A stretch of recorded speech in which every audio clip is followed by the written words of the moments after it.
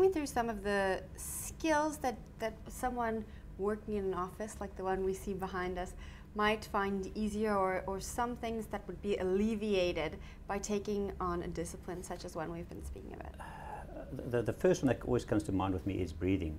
I believe that as human beings we've forgot how to breathe. So we use our lung, and we only use a small portion of our lung, the capacity. That's why you get lightheaded when you breathe a lot, and when you run you get lightheaded and other things as well. So the first thing to teach yourself is how to breathe. You need to get oxygen into your body to help look after your body. Your posture, I mean, I see how you sit. You sit very nice. Most people don't. Teach your posture, and if you're sitting correctly, you protect your body as well. I mean, at any point in time, as far as I'm concerned, your stomach and your behind should be strengthened to keep your core straight the whole time. Those are just basic things. And how that relates back to martial arts, as far as I'm concerned, again, if you're having your tummy in a we call it kimi, it's a hardened state the whole time. If somebody had to hit you unexpectedly, you shouldn't be affected by it. And those are just basic little things. So wow, I can't imagine having my stomach in a hardened state all the time. It becomes a natural thing at the end of the day, to be quite honest. It's very seldom that you'll find that my stomach's not hard. Even the way you stand, I mean, if you look at how people stand, we stand like, I call it ducks, we stand like ducks. That means our weight is on our heels, which means we can't move properly. So if you were ever in a situation where you had to react very quickly, because your weight is on your heel, you can't move. So you learn to stand properly. I mean, martial arts starts by the feet. When you get taught a true martial art, we actually teach a person from his foot upwards. So we first teach a person how to stand, then we teach a person how to walk, and then how to move, and then we start moving up from that.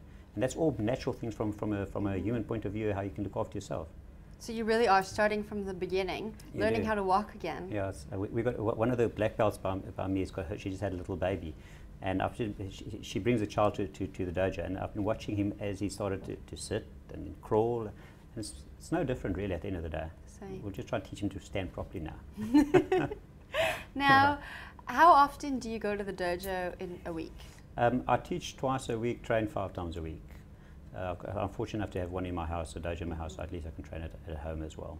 Now, I think a lot of people watching this video will wonder, how on earth can you be the managing director of a company and still manage to train and teach as much as you do? I think the people in the company know the answer to that one. I tend to sleep from 1 o'clock to maybe 3:30 every night, and that's it. So they all know that. So don't sleep.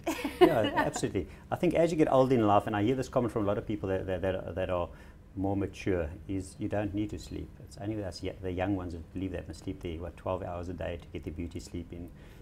That's a very controversial thing you're saying there, I think. I'm pretty sure, yes. But I mean, I've been doing this for 13 years, running Talisa for 13 years. And in 13 years, life hasn't changed. I actually personally believe I'm fitter and stronger than I was 20 years ago. Wow. So don't tell me that you need sleep. So there you have it, 2 hours of sleep a night. Yeah, we'll do it for you. Yeah. Now, does your family get involved with? They do. Both my son and daughter do martial arts. They're both going for the black belt this year. And they've been training, just to give you an idea of the intensity of training in our environment, they've been training since they were, well, about 12 years now. So since they were about five, and they're only going for the black belt now. And it's not that they're good, and it's not that they don't train. It's just that it's a journey to get to where you want to be. My wife also trained for quite some time until in class she was thrown and she tore the ligaments in her knee, and she just hasn't recovered yet. So she's still having problems with her knee. So hopefully she'll get back to it at some point in time. Do you find the martial art has helped your children with their studies? You know what? I think it's helped them with more than just their studies. If I look at them as people. I always say, you know, you've got all this peer pressure. I don't see it with them. I always say they know who they are, first of all, and that's the most important part about that. I know that they can defend themselves. I know they can stand up for themselves. I know that they stand up for others that they can't defend themselves. And that's there's more to life than just the study part as well. I mean, there's all part of that as well. As far as the studies are concerned, I think boys and girls go through a stage where sport is more important than anything else. But I've also seen them go through those processes, and they're different to what I was. I mean, at school, my mom used to whack me the whole time to make sure I studied. Them, you don't. They go do their own thing because they know that it needs to be done. And I think that's all part of the whole discipline, back to the discipline part again. And respect and honor, it's part of who they are. So it's more than just the studies as well, as far as I'm concerned. So definitely help them to be better people as far as I'm concerned. Now remind us once more, if anyone's watching this video and they would like to get started but they don't really know how they can do that.